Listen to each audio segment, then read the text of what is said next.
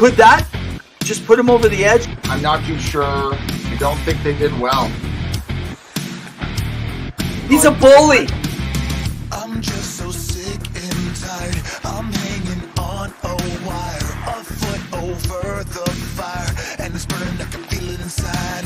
Done with the same cliche, done with the day after day. There's got to be a way. Now is the time to break the tide. I'll live, I'll die for what is wrong and what is right. I'll take the pain for all the ones without a name.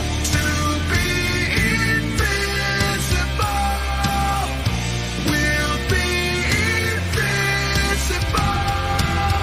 They still have a lot of holes to fill.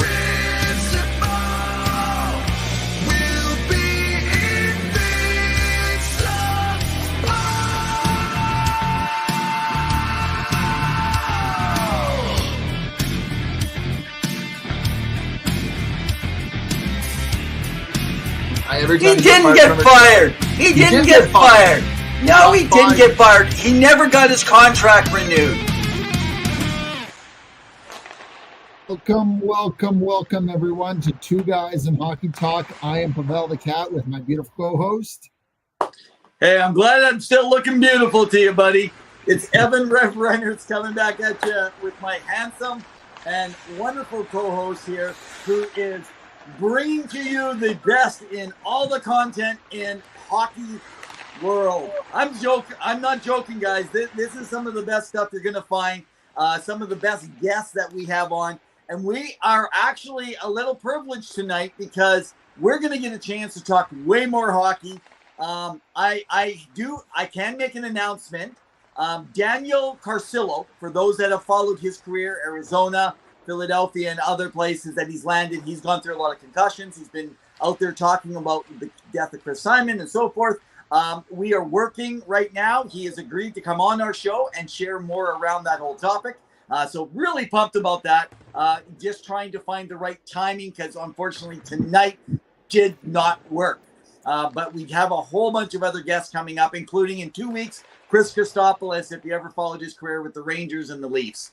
But in the meantime, man, we probably have another packed show between everything we got to talk about. Last week was a great week. We got to hear a lot from our scout. And I do want to mention, Pawel, I'm going to post for all of you guys that haven't followed, maybe tell them where they can follow us and also the social media they can follow us. So we are here every Wednesday night. We are on Facebook at Two Guys in Hockey Talk. You can find us on YouTube at Two Guys in Hockey Talk. We have a Twitter. You can follow me at hockey_2 or at Evan at Revan Ev. That's his hashtag / on X, Twitter, whatever you want to call it. And we are also on Twitch. And we are with the new, they're revamping, but the new Sports Empire Network is kind of doing some refurbishing. So we're going to be connecting with them. Wire to wire, you can find us there wherever you want. Check us out there. So give us a follow. All right, yeah. So if it's on Facebook, this is what we're going to do. I found Michael Devellano, if you never followed us last week when we were on, Michael Devellano was talking around. So he is a U.S.-based scout for the Detroit Red Wings and also the mostly the Everett Silvertips. So he gave a great show. Go check out last week's episode. But it's about 4 years old now. And he did this YouTube on Pucks and Dreams, his podcast. He loves podcasting. He did a development. It's about 20 minutes, I believe, showing how all the leagues build from the youngest of age, 8 to 10 years old, into a pro career. And so you can work your way in that pro career following the pro. So I thought it was really cool. I'm going to download his segment, and I'm going to put it up on our Facebook page for all of you guys to be able to see, as well as up on our X Factor. Sounds great. So we've got a jam-packed show for you guys tonight. We're going to get right into it. We're hoping to cover a lot. Evan, you have your beverage. I have mine. I got her, man. I got her. Cheers to everyone tuning in. We appreciate it. We love hearing from you guys, wherever you are in the world, whatever game you're watching. We are only a few weeks away, Evan, literally about, 17 days away from the Stanley Cup playoffs starting, April 20th, I believe. So there's a lot going on. There's teams that are making it. There are teams that are breaking it. But okay, you're talking about the NHL playoffs, but the KHL has already begun. The CHL has already begun. It's crazy. I was about to get to that, but go ahead. So let's talk a little bit about the KHL and CHL, because there's a lot of news beyond the NHL, including, but not only, the Newfoundland Growlers having to fold their business and their team from the ECHL, which, as you know, that's probably one of the only higher end leagues that they have there. And we really do need it in Canada. Your thoughts on the Growlers folding and what happens next year? Because there's a lot of moving parts, not only here, but also with what's been happening with what's it called? With the BCHL in Alberta, with the NCAA and some of the changes happening there. Absolutely. Your thoughts on Newfoundland Growlers and what does that mean? You know, I really feel the ECHL. We also had Patrick Williams on just a couple, was that about 3 weeks ago? I believe 2 weeks ago, we had Patrick Williams of the AHL beat. So if you guys go to AHL.com, you can read all his writings from Patrick Williams. So Patrick Williams was actually talking about, because we were asking about Carolina being without a team and the whole thing, and the Chicago independence, which, by the way, I was okay with it, but I think they need to set the AHL system up where you have to be a part of that league, you have to be affiliated with an NHL team. I believe that unless there's something that comes down where they got to share for one season, it shouldn't even be permitted. That's my opinion. But the Growlers, there was a lot of things going on. There was money issues. You name it. They were trying to deal with the issue, but they weren't able to. So they have canceled the rest of their games. There's not much left. I'm not sure exactly on the amount of games. And if anyone knows, that's fine. Or Pawel, you had heard 4 games, 6 games. I can't remember. And so anyway, I'm worried about for Newfoundland. This was a great chance. I think if it's ownership, right? You got to have the ownership here. Now, I don't know the in-behinds on that. I'd be interested in getting some ECHL guys on. If we can get, we're going to try and reach out and see if we can get some connections, because definitely we need to be able to get a better idea of exactly what has happened behind the scenes. So there were 6 games left before the end of the seasons. Okay. All those players will now become free agents. And Lost Trucker, thank you for tuning in, Lost Trucker. Hope you're doing well. She's in Laval, Mexico tonight. She indicated that they are also owned by the same group as Laval. They have the development system for the Montreal Canadiens. So it's definitely a big loss. It's a big loss not only in terms of the product of the players and what was on the ice, but also in the community. I'm sure they brought a lot of pride and passion to that community. And, you know, people got excited going to this. People have to understand that if you're tuning in from outside of Canada, and maybe some states, but really a lot in Canada with junior hockey, it is a big deal. It is like sometimes bigger than the NHL.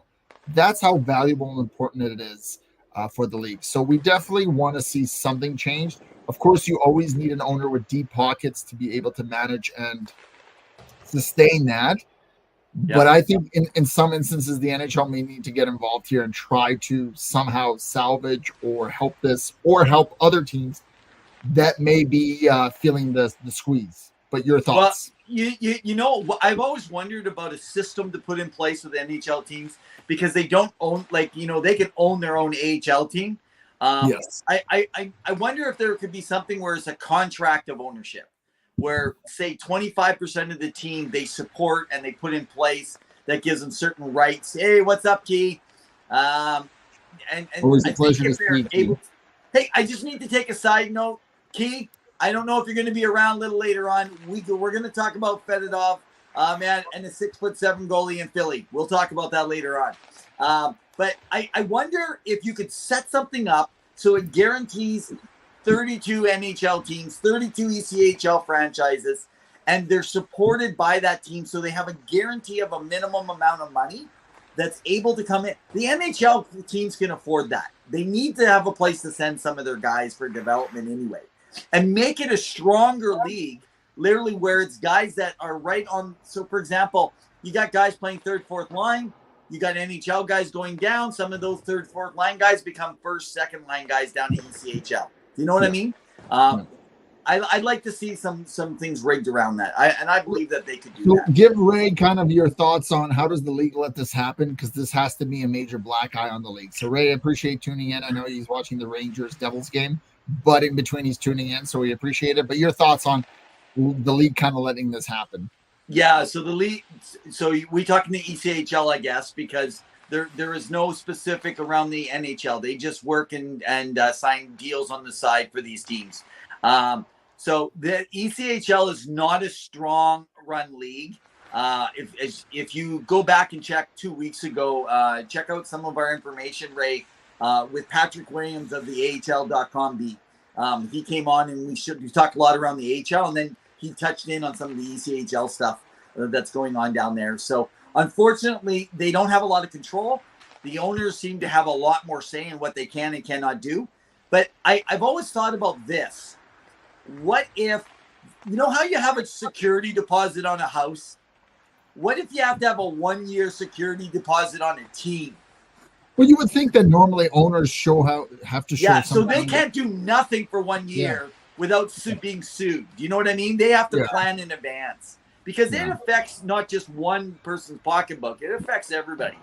I agree with Ray. It definitely has a big impact. So we definitely want to make sure that things succeed. But you look at some of the teams. You look at what happened with the Checkers. I think the Chicago Checkers for the Carolina team, and what's them going on their own, given what it is.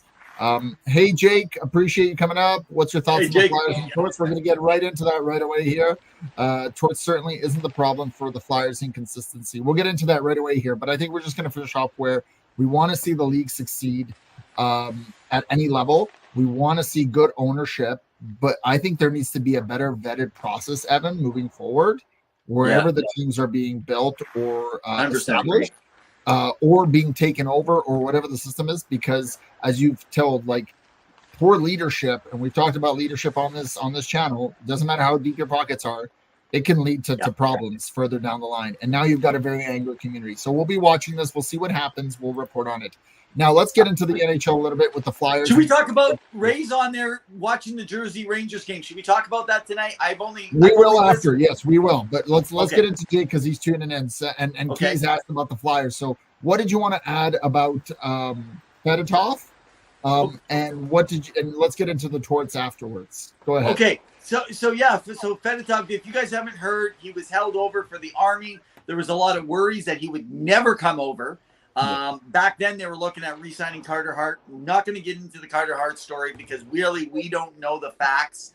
All we can tell you is he's not under contract with the Philadelphia Flyers, and he's on a leave. That's basically the way it sits. And Fedotov is 6'7". 6'7". The top of the net is on his backside. It's above his butt crack, man. My question is will anyone ever score more than 2 to 3 goals a game ever again while Fedotov is in net? And here's the difference. In the KHL, I think he's going to be better suited to the NHL, because in the KHL, you have much more space to create and move and do side to side for your movements. And it's harder for a goalie that big. He can be a better blocker in the NHL. I mean, his legs, when he goes butterfly, he goes past the post. Oh my gosh, that's he loves it. Ray has us on both at the same time as the Devils, but Ray, we're not fighting any of the Devils. Okay, as much as you think that we're tough enough, we are not getting into that match. I will leave that to Rempe. I think he can take another few hits before we get into it. And Ray talks about Fedotov, reminds him that he's a lot like Vasilevsky. Yeah, in terms of his movement. Now, granted, he's coming over from the KHL, a little bit of a different league, different systems. Getting acclimatized to the NHL is going to take some time. They do have a bright future. I mean, I think they were planning for him to be here at some point. They didn't know if it was going to be this year. But because of where they are in the playoffs and in the standings, essentially, and I don't think they'll make it, even though they've put up a fight. It's a good time to get in there and get some games in, which you'll see a lot of teams who are at the bottom of the standings play a lot of their young guys and see what they have, right? Because guys are competing for jobs next year.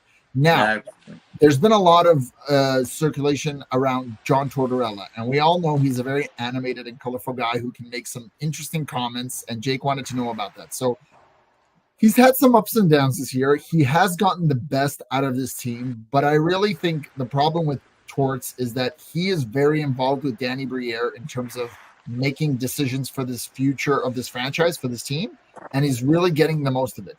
He's made some questionable calls, whether you agree or disagree. You know, Couturier being benched as the captain, is that a good look? And then not speaking afterwards about it. And I understand he came out later and apologized and how it looked and all that, and, you know, and whatnot. And him being short with some players, but he is having long, like strong conversations with a lot of the players. And I think he gets the best out of these guys. Nobody expected Philly to be where they are now. And, you know, Ray says, I wish Torts coached my team. Somebody holds the guy accountable. I agree. I think, and Lost Trucker says Torts deserves Adams. I think he's up there. I think he's in my top 2. I only look at also Andrew Burnett, and we'll get into this later on or in a future episode about who's going to win the Jack Adams, just because of what Nashville's been able to do since that Sphere scandal with U2. But you know, and Keith says Torts is very good. We got a lot of Flyers fans in tonight, so clearly the Flyers are doing well. I don't know if they'll make the playoffs, you know, and you go to follow Jamie Baskow. He's very dialed in. He knows what's been going on with the team. Also James how do we say his name? Locavone. And really Torts does what he can. The problem I have, I think, and any team will have this, is there's a shelf life for Torts, and I think after a while some players may tune him out, but that's not true right now. That's true. And Jake Silva says, I mean, Columbus, he got most out of Patrick Laine, who's such an overrated player, type him up. That's true. You know, he's really made the most. I mean, he's really taken a lot of young teams and really molded them, right? And you may not always agree with him, and what you see on TV as a persona isn't what the players are getting. So you guys got to remember that when Evan and I are behind the scenes, you know, he actually knows something about hockey. Normally, he comes out here and presents like he knows nothing about Flyers hockey. But yeah, so I don't know. Your thoughts on Torts and his approach to coaching, how he's done it, and moving forward, is this the right call that he's been made, and some of the comments he's made in the media? Yeah, I wonder if it's going to change a little bit next year. And he's got a shelf life. We all know he's got a shelf life. He has brought more out of them. I will say, though, Lost Trucker, I can't actually agree. So I can't really agree that if he makes the playoffs, he's an automatic who wins the Jack Adams. I have a struggle with that. There's too many other coaches that have coached incredible. That would also mean that if the Penguins skip into the playoffs, Crosby wins the most valuable player to his team also. Let's just put that on the line. Incredible player, but I wonder how I guess I think that the rebuild, Torts won't be around to watch the team succeed at the high end, just because I can't see him changing. The only one thing I will say about Tortorella, that there's been some beef between him and Frank Saravelli of the Daily Faceoff. And one of the reasons is and Frank can say this, he's been in mainstream media as well as the social media, is that Torts wants to hold everybody accountable and says in the media, hey, we don't have to talk to you. But yet when he doesn't have a job, he runs to the media. And he's that guy. Do you know what I mean? Yeah. And I feel like he talks about accountability to players, but he doesn't talk about accountability to media. And so that's a bit of a struggle. But when it comes to coaching, knowing what he's doing on the ice, absolutely. I just don't agree with his methods, and I think they'll run low, and he's going to be paying the price. But I still give him another 2 years that he'll have before he'll end up having to switch out. Well, and Lost Trucker says doesn't matter if he gets playoffs, he still deserves it. I think there is a bias. Nobody's ever won a Jack Adams that doesn't get into the playoffs ever. Yeah. I think the interesting thing is to see how far a team can go in the playoffs, because you get in the first round and you can be swept, and then what? Even though you had a great career season, right? Regular season. So, and Ray says he certainly held the media accountable in the Kevin Hayes situation. 100%. That was very that good. Was the big one. Yeah, and he really came out and defended Kevin Hayes after all those rumors sorts. And again, this is why we try not to gauge into rumors, because it's so hard when you don't know all the facts, and then you start looking like a clown when you have to backpedal what you said. And we've seen how that's looked in some people in the industry. But go ahead. Let me just hit in on something Ray said, Ray, because I know Ray pulled out on. I talked about accountability and talked about Kevin Hayes. You're right, Ray. He did. When I say accountability, let me just exercise this part of it, though. I believe the accountability when he doesn't talk to people about the other players or things going on, I believe that's purposeful. I don't believe it's him just on a rant. I think he's doing it to deflect the attention from the team. In other words, it's a part of his shtick. That's what he does. But as far as a player, the only thing I haven't liked was the Couturier, and not sure even why that happened. And sometime down the road, we're going to get the real story behind that. You ask any fan of Philadelphia, and I'm a fan, but like passionate, diehard fans said he was a step behind. He was very slow. It's one of the reasons why he was benched. Yeah, but I'm not a month after you're named captain. And well, now, yeah, it had been a few months. I think he was named captain in November. No, he was named 6 weeks earlier. He was named captain. Well, we got Kyle here. Kyle, how's it going? Go Bruins! Yeah, hey, Kyle, Bruins. Go Bruins! I don't know how the Bruins keep doing it, but they're at it again. And Jake talks about pocket or bonus should win it. Your thoughts on it? Go on, Kyle. Tell us right now how the Boston Bruins. How many points do they have for loser points for the play in the overtime? That's nuts. Hey, it seems like everyone wants us to talk about coaching. So let's talk about Spencer Carberry, because he has pushed Washington literally to the finish line. Like, he is getting them to the playoffs. He is fighting against Father Time, and he has resurged Alex Ovechkin after a slow start to the season, coming over as a power play specialist, assistant coach for the Toronto Maple Leafs. And now he is getting this team the most out of it. And let's be honest, nobody expected Washington to be where they are. And I find Washington very slow. But your thoughts on Spencer Carberry?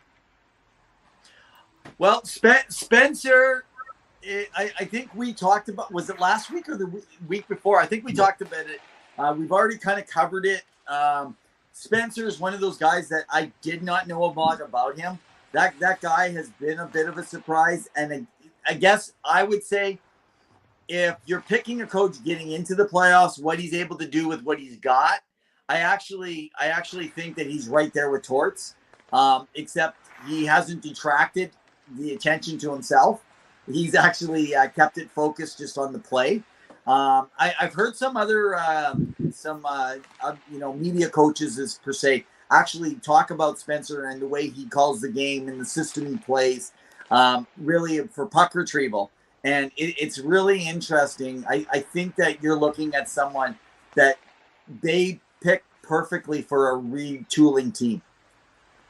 Well, Jake Silva says that if Tortorella gets fired, the Leafs should jump on that call. It's interesting because they just re-signed at the beginning of this season Sheldon Keefe for another 2 or 3 years. So there's definitely a growing fan base in the Toronto area that believe that Keefe should be out of a job, but I think it'll depend on how they do in the playoffs. Yeah, we'll find out this summer, right? And Ray says at the end of the day, Torts is protecting his guys. Sure, he holds them accountable in non-traditional ways, but he also protects his guys. I agree. And Lost Trucker agrees. We love it when you guys agree, but it's when Evan and I don't agree. That's when things work out. That's true. When they agree, it's good. But when you and I don't agree, that's even better. So there's a few other things I want to cover, but I do want to get into one little quick thing. I guess former player Bobby Ryan got in a bit of a spat with some people last night about the ratings for the NCAA basketball tournament and made some offhanded comments about women's sports. You guys can go. Oh, there goes Evan. You guys can go look up his quotes on Twitter/X. I don't want to repeat them here. All I want to say is you got to just sit this one out, Mr. Bobby Ray. He was a solid player. He overcame a lot. You know, he had his own battles internally. But to go out and kind of critique women's basketball when it's during March Madness, people are excited. It's not the right time or place, and I just think it was just kind of just off-brand. Your thoughts, or did you follow the story at all? I actually just caught the story about 4 or 5 hours ago during one of my breaks here. And so I didn't get the full piece behind it, and that was on women's hockey. I just heard some of the aftermath. Just going by what I just heard right now, that's not unlike Bobby Ryan. I did see. So there's a few media personalities that are basically supporting Bobby, that things were taken out of context is what they were saying. So now I understand. I'll need to reserve some of my thoughts until I look further into exactly what happened. Fair. That's fair. Well, Lost Trucker says NCAA, BC, and BCU possible final. He also notes that Talkit keeps playing musical line, Canucks will bomb. Let's get into a little bit about the, what's it called? Canucks. Okay. But before we do, Jake did want to mention, Bobby, don't you dare pick up that bottle again, bro. You fell off a cliff and got better again with the program. Men's was a snooze this year. Yep. I mean, really, like. What I want to, sorry, on the last one, say I don't want to go into the Canucks yet because we have CHL, we got KHL, we got the stuff that was brought out. There was the fight that happened tonight. We got some rants. I don't want to put all that on the tail end and cover all that material. So let's get into the New Jersey Devils and the Rangers fighting. Okay. In the first period. I think it's over 140 penalty minutes assigned tonight. 8 players ejected, right? Yeah. Is that what we were at? I lost track because I was working on stuff for tonight. So 8 players ejected. What the heck is going on? Is this a backlash from that last one with that hit where Rempe was suspended? Yes.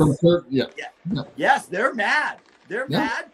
They're so Ray, if you're still on, Jersey's mad. They're mad about the hit. They're mad that Rempe's acting all tough and not answering to McDermott. They come back out again tonight. They're also mad because they're supposed to be in the playoffs. They're mad that they're not there. They were promoted as being one of the top probably 4 or 5 teams in the East, and they're not. They're angry. They're upset. I'm going to come back. They signed Mir. I was against it. What's that? Timo Meyer. Mir, sorry, my apology. There you go. I'm at it again. Misquoting all the names like I always do. But Timo Meyer, I was against that signing a long time ago. There was a lot more they could do with it, and I still stand upon that. I think it's good that they got out of the Toffoli contract. I think you're going to find out in the offseason. So New Jersey's mad. They're coming out against a good team. Now's the time to start preparing the Rangers for next year. To show, hey, we're not going to be pushed around no longer by you guys. You guys are a bunch of apes, and we're not going to put up with it.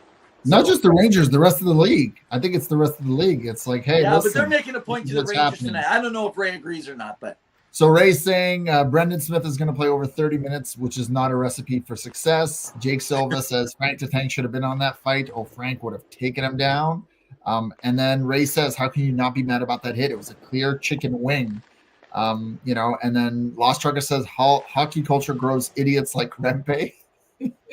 And Devils did this to themselves. Inconsistent play all along. I mean, I agree, Ray. I also think losing Dougie Hamilton for a lot of the season and not having consistent goaltending really hurt them. If they had Jake Allen, let's say a month and a half earlier, completely different season, and they could be competing for a wild card spot, right?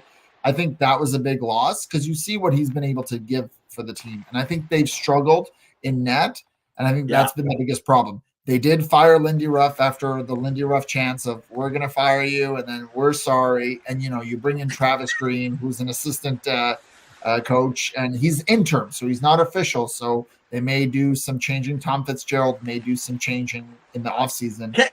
But I like what the New Jersey Devils have. I think they have that experience. I still think they have a good core coming up that's really grown. It's growing pains this year, I know. But yeah, and Ray says should have never let Burnett go. I agree. I was surprised at how well he's done with Nashville, but he clearly is doing good. And let's go back. Oh my goodness, these guys are going crazy tonight. They are. Should Kakinen be better for the next year for the Devils? He should be. He should be motivated because if Jake Allen's coming in and taking that number 1 job, you want to be able to fight for that, right? Yeah. And Akira may compete for that other spot as well, unless he gets brought down. And Bruins Linus Ullmark is going to make a great New Jersey Devil over. Oh, that's a big, bold prediction because he was tentatively on the market, and I believe LA was the team that was very interested in him, and he vetoed because he has a NTC in clause. So sorry, who's saying Allmark to Jersey? Mark Allred.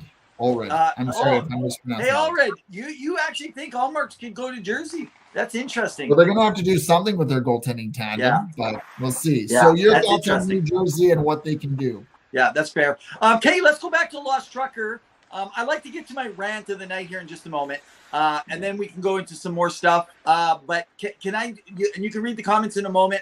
I just want to go back to the Lost Trucker's comment on hockey culture and how it's promoting apes or gorillas or something along that line. Like Rempe. Okay, so idiots. Yeah, like Rempe. Okay, so if we truly believe that, then you must think that NFL culture develops wife beaters and drug addicts and suicide people. Like, come on. Like, Lost Trucker, I appreciate you. But just because the NHL allows one thing, and I don't know, man. They need to regulate a lot of sports. That's the problem. And actually, this is going to run short. Rempe is not going to be long-term. Like right now, I'm telling you, he's going to get a licking laid on him. This is what I am worried about, though. There's going to be a guy who's going to come in, and they're going to lay one solid hit. Now, I'd love to get some guys like George Larac on here and ask some questions. In fact, I'm going to send an invite. We've never had him on. I'll see if he might come on. Let's ask the question, because one hit to the orbital jaw, and Rempe is done with his career with the Rangers. They're going to have to tame that guy down. Otherwise, they're going to put themselves in a bad position where they're going to be sorry they brought the wrong attention on them. I think it doesn't matter if they win the Stanley Cup this year. I think that kid is going to go somewhere and get a contract no matter where, whether it's not with the Rangers. Yeah. He's going to have a big dying breed. There's going to be less and less, I'm telling you, over the years. So Ray talks about that. He doesn't think Ullmark's really going to be. It could be Saros. I don't know if Saros is going to be moved anymore, given how well Nashville's done. I think they're going to try to re-sign him. And Rempe is only there after the whole Tom Wilson situation. Look at when he was drafted. It's true. And then Lost Trucker said Bruins won't win that series. They can't play close games. A lot of bold predictions coming up here for the playoffs, and lots going on here. So I know you wanted to get a little bit into the CHL. So let's get into this. Okay, let's do the CHL and KHL. Let's do Around the Rink then. All right. Around the Rink. Sorry, guys.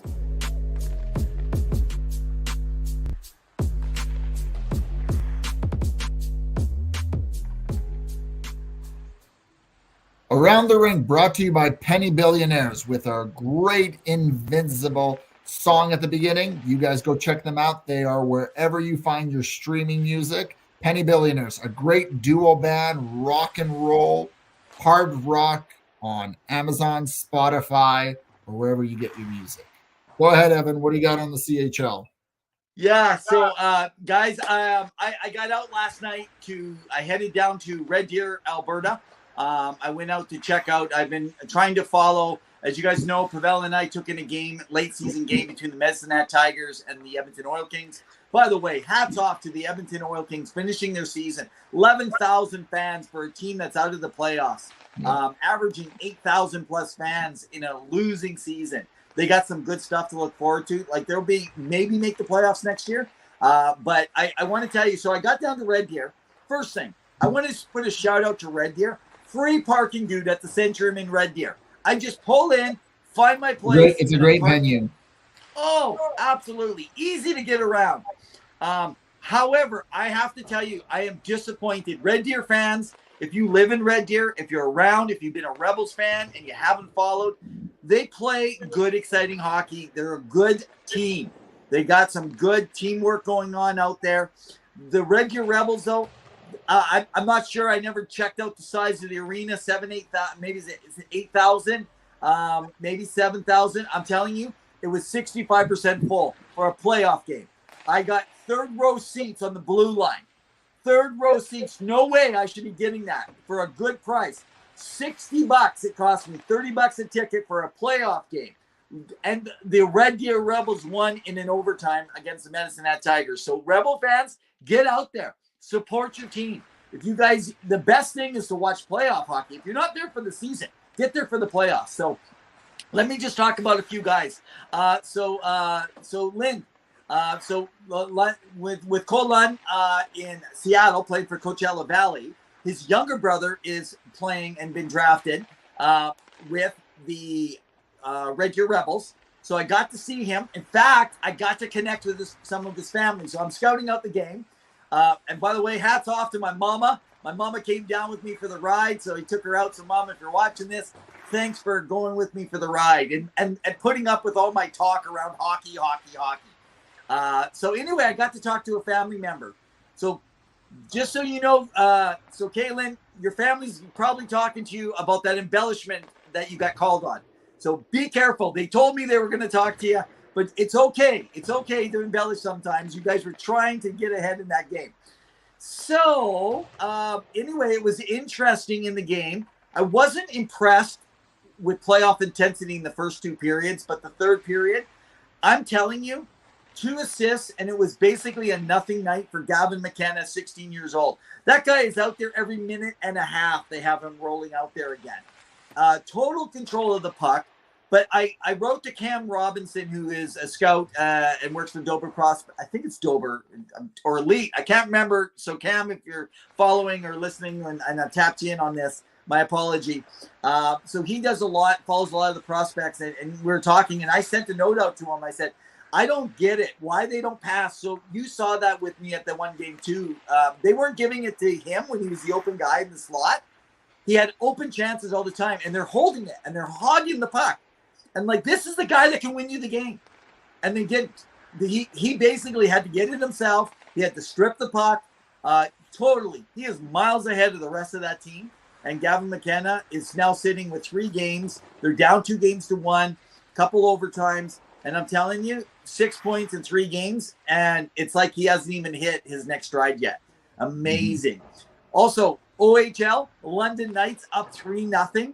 Totally destroying it.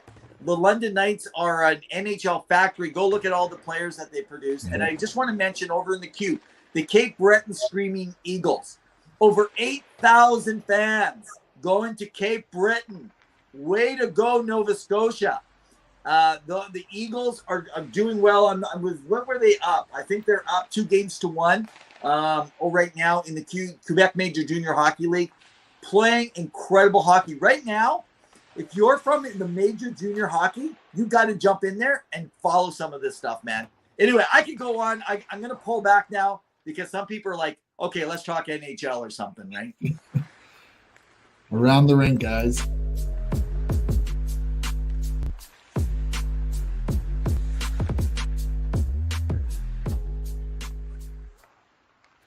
Awesome. So we've talked a little bit about the rink. What else did you want to get into? Because I know there's quite a bit. And if you guys have any suggestions, feel free to note it down below in the comments. Your engagement, we really appreciate it. Remember, we are here every Wednesday at 7 p.m. Mountain Standard Time. We've always got a guest try to line up. And we're enjoying ourselves talking all things hockey. And we have some unique commenters coming through, but we're not going to comment for everything. Well, why don't we go to a few comments and then we'll get into just give some people some updates. Oh, we're good now. We're good now. Everything's been shared. So. Okay. Same type thing in Wenatchee. Yeah. So I just saw that Lost Trucker. I saw your commenting there in the comment box. Same type of thing happening in Wenatchee. Yeah, right now. So Wenatchee, just checking it out. They're up they're down 2 games to 1 to the Kelowna team, which is quite interesting right now. The series that's actually surprised me has been Prince George. They're up like 3 games to 0 on Spokane. I mean, it's like, whoa, what a game. Okay, the Continental Hockey League, 4 teams it's down to.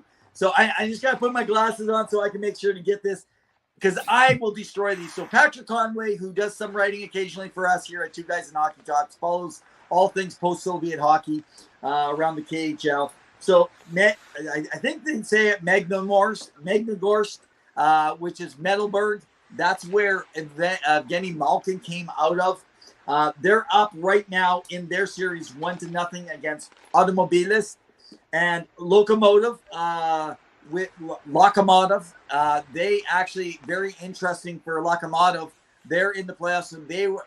And now I believe I could be wrong on this. Were they not the team that had the plane incident and they had to rebuild that team from scratch? I believe it was them. They're playing Tractor in the finals. So groups like SCA, the ones that had Mishkov, aren't in it. Interesting enough, right? So just so you guys know, Mishkov is not playing. He's done. His season's over. But I'm interested in the World I'm going to transition now to World Hockey Championships, because if Pittsburgh doesn't get in, are we looking at Connor Bedard for Team Canada and Sidney Crosby getting a chance to play together? I want to see. Unless right Crosby now, wants to take time to kind of recuperate for next season. There's going to be some good teams. The World Hockey Championships this year, I think, are going to be a doozy. I'm really looking forward to it. Ray says, remember what I said about Brendan Smith about playing 30 minutes earlier? Well, he just took a penalty that will cost him 2 minutes or 2 points, LOL. So it'll be an interesting game. I'll have to watch the highlights after, because I caught the wild game. the beginning of the game, and I'm missing it right now. Yeah, there's definitely going to be some talent to pull from. But again, with players like that, you really think about older players. Like Connor Bedard most likely will go to get that experience. But an older player like Crosby, not to say that he wouldn't want to take it, but he may take that time to kind of reset and get ready for next season, because Pittsburgh has really struggled. They're not going to make the playoffs. And I think Kyle Dubas wants to get back at it in the offseason so that they can be competitive again next year. What? Lost Trucker asked, when is the Worlds? I'm not sure. I just commented in the box there, Lost Trucker. Someone go online, go check out where they're coming from this year. I know where they're not. They're not in Russia. They're on May 10th to May 26th. Yeah, they'll be on TSN. Yeah. And I'm not too sure where they're going to be held, so I'll have to take a look. But there's definitely that. Go ahead, Evan. I'm kind of wondering about, I tapped in on that game. I'd like to just talk about, can I cover my rant New York right now? Oh, no, that's the Women's World Championship. I'd like to get into my rant. I'm just like boiling here. You're boiling. All right, then. Guys, this is the rant of the night.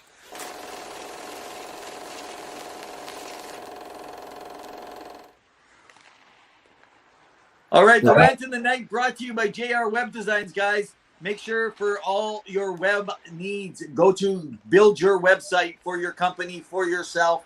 Go have fun. Build your own hockey site, man. Do your own blogging. Do whatever you want. But go and take advantage and check in with JR Web Designs. You can follow them. They're one of our partners that set everything up for us, man. Thank you to JR Web Designs. Okay, it happened last night at the game. They went to a review. 2 goals. 2 goals were called back in Red Deer in a playoff CHL, Continental Hockey League, under the WHL. 2 goals were called back. Now, of course, Gavin McKenna was on the ice against the Medicine Hat Tigers. They called both goals back. There was another goal that was scored by Red Deer. They had to review. I just watched a couple nights ago. I watched the game with Edmonton. Again, 2 more reviews, or was it 3 reviews? And one of them, they say it's a goal, and the stick, I have a picture. The stick is bent inside, pushing the goalie, interfering with the goalie with a stick that's bent like this. It's like, let's call it bent stick. I mean, literally, and it was allowable. But you get a little push off, barely touching, that the goalie doesn't even react to it. He thinks it's a goal, and they call off the goal. I am so tired of the reviews that are taking offsides that are minute. Like, okay, you tell me, how does this much of a being offside affect the quality of play on the ice? It doesn't. It's ridiculous. Get rid of stuff that puts down the scoring in our game, guys. Get rid of it out of hockey. If they called it a goal, they call it a goal. If it's no goal, it's no goal. But stop going to reviews on goals. I'm done. I'm tired of it. I'm sick of it. I'm there to watch a game, and it wrecks the flow of the game. I'm sick of it, man. I'm just sick of it. Brought to you by JR Web Designs.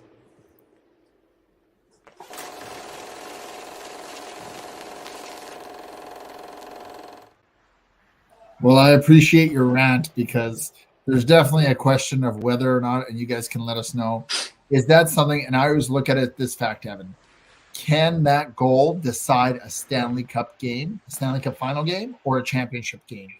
And if that's the measurement, oof, you are not going to have a lot of happy campers. And Lost Trucker says, linesman not calling offsides is changing game. The problem is if you want to get into betting and you want to endorse betting and have Bet 365 and all these things included, and then you make these questionable calls and then not have refs essentially or make an error. And I'm referring to the game, I don't know if you saw versus Panthers versus Montreal, where Brendan Gallagher got a goal in. They said it was a goal. They called Toronto. They checked. Then they said that it was a miscommunication.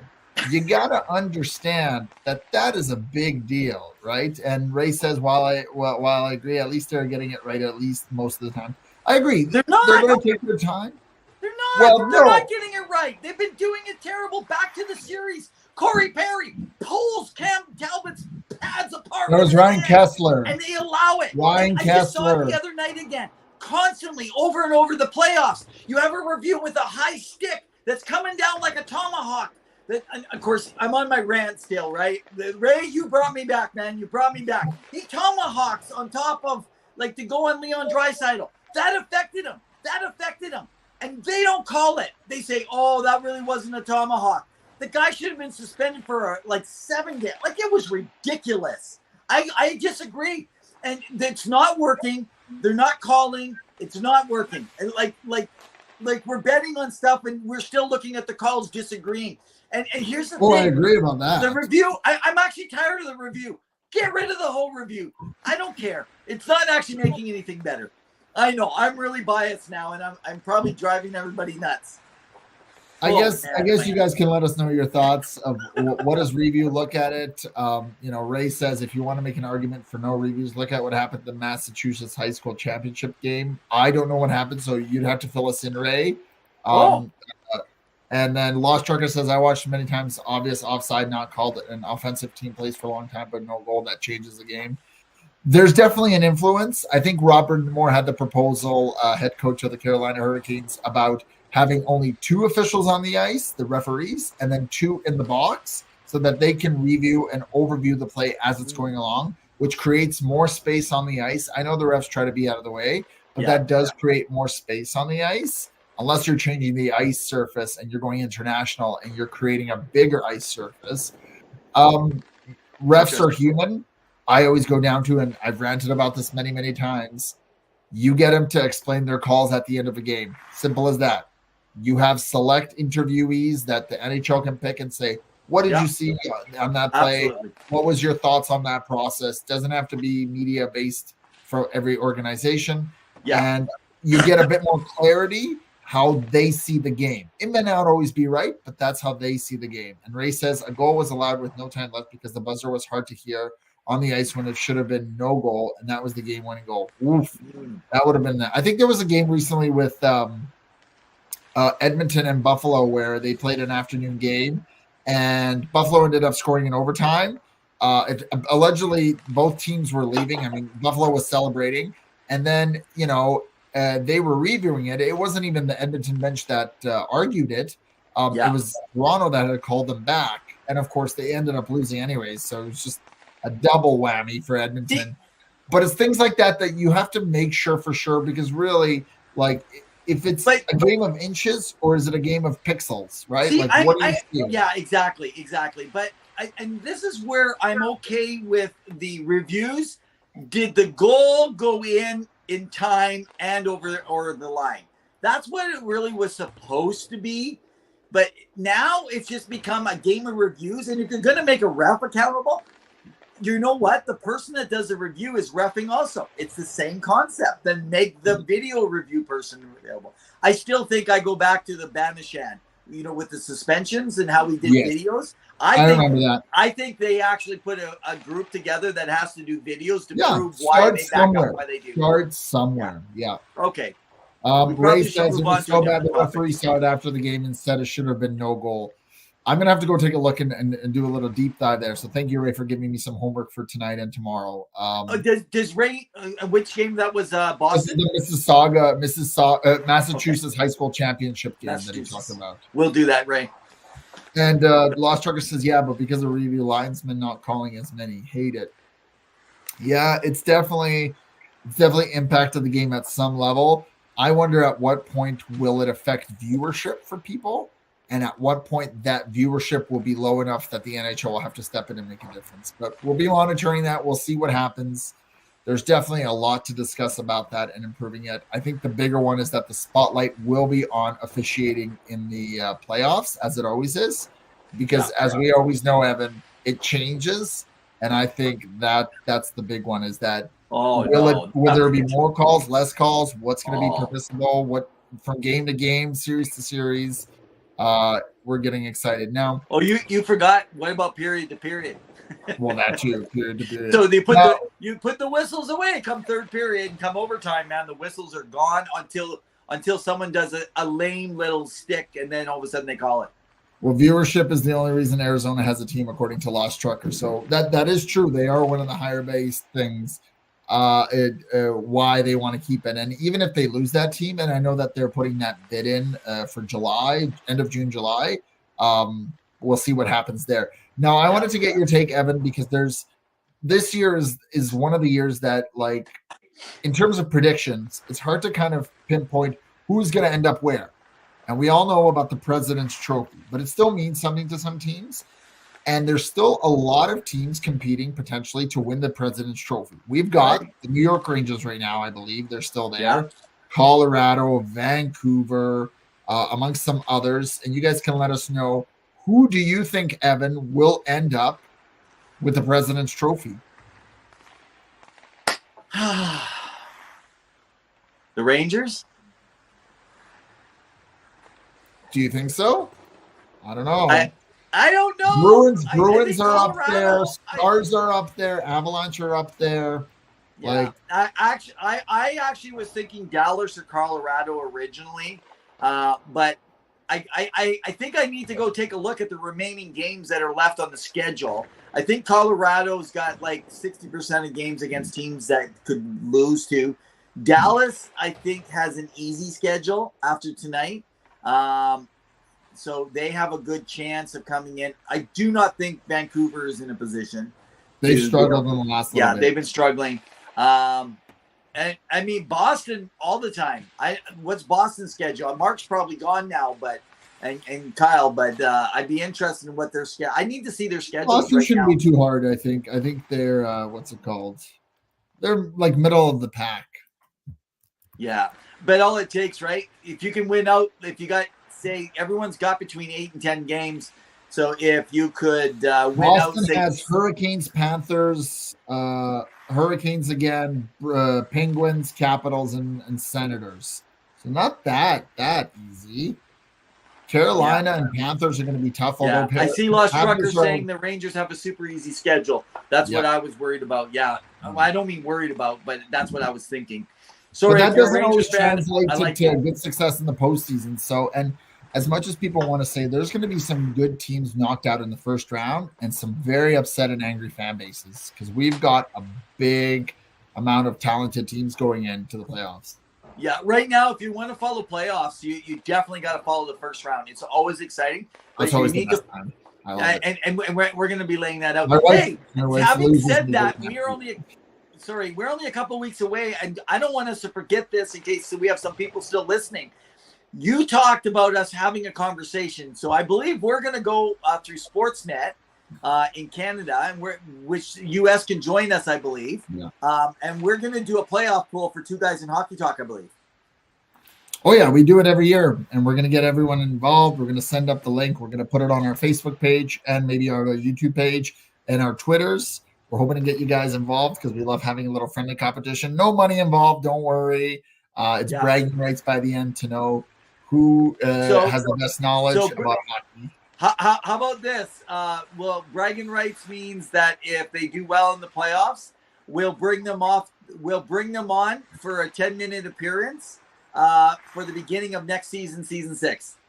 Bold, yeah. Okay, let's do it. So Do whoever wins, and if Pawel and I win, then well, I guess nobody comes on. Get a day off. We get a day off. That sounds good.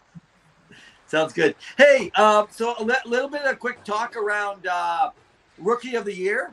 And Sure. So with Faber, Mark Faber in Minnesota. Faber. So interesting enough, a lot of people are advocating how good he is. And I want to point out that there is over 20 other people who have had better rookie seasons in the NHL.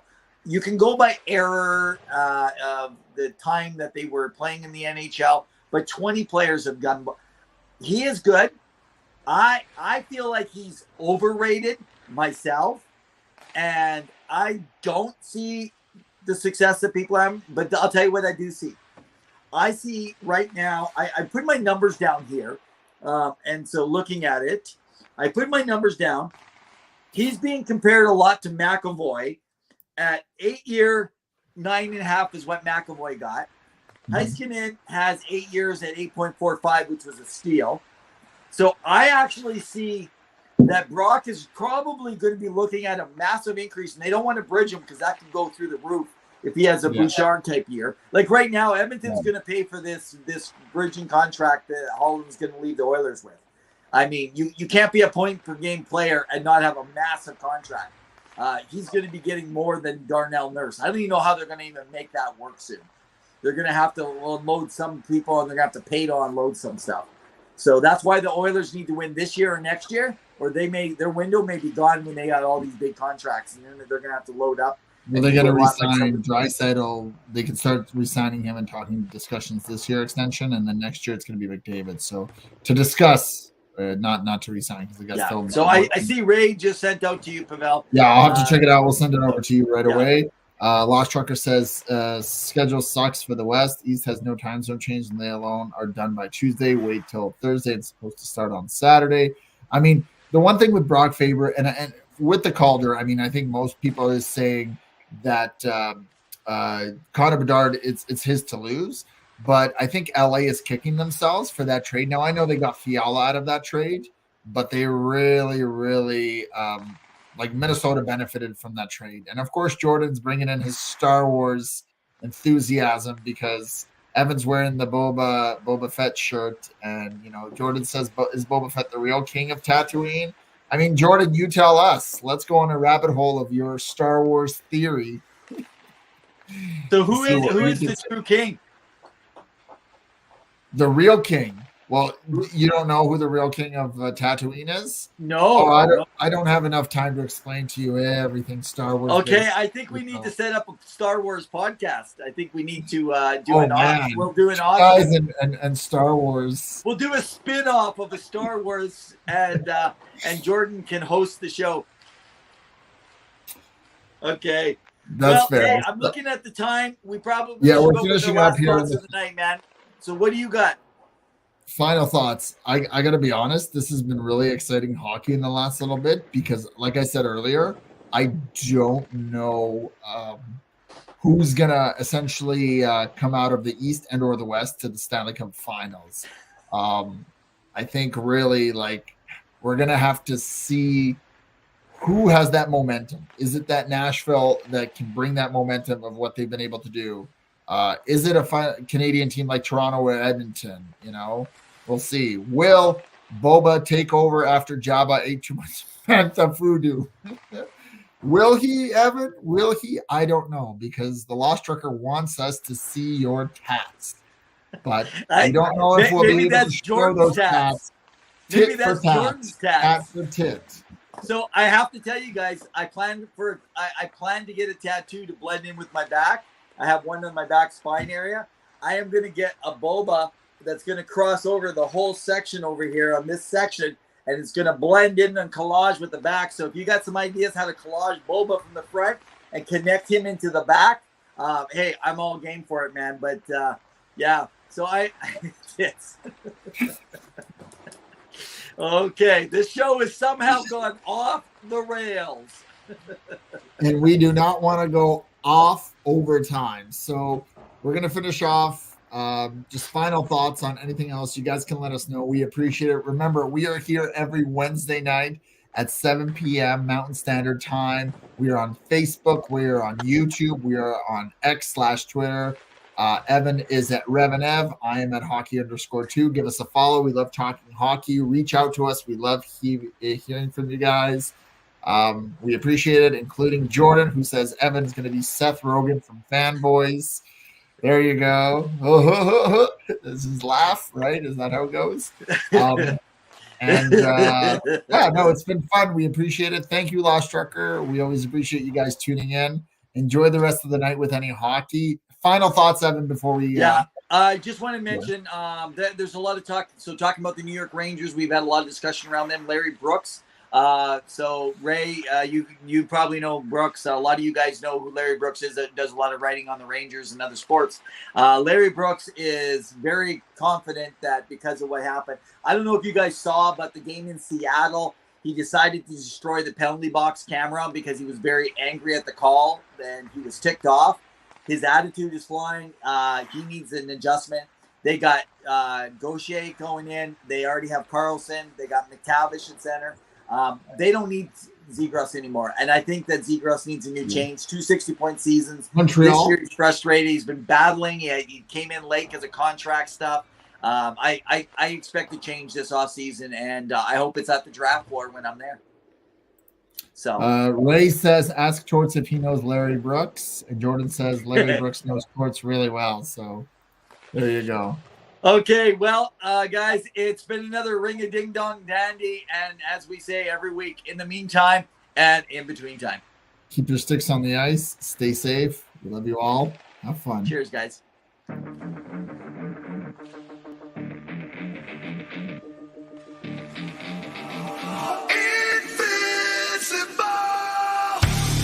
Could that just put him over the edge? I'm not too sure. I don't think they did well. He's a bully. I'm just so sick and tired. I'm hanging on a wire, a foot over the fire, and it's burning. I can feel it inside. Done with the same cliche. Done with the day after day. There's got to be a way. Now is the time to break the tide. I'll live, I'll die for what is wrong and what is right. I'll take the pain for all the ones without a name. To be invincible, we'll be invincible. They still have a lot of holes to fill.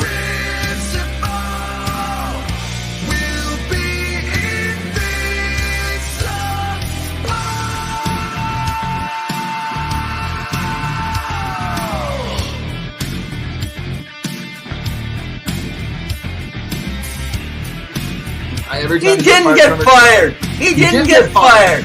No, he didn't get fired. He never got his contract renewed.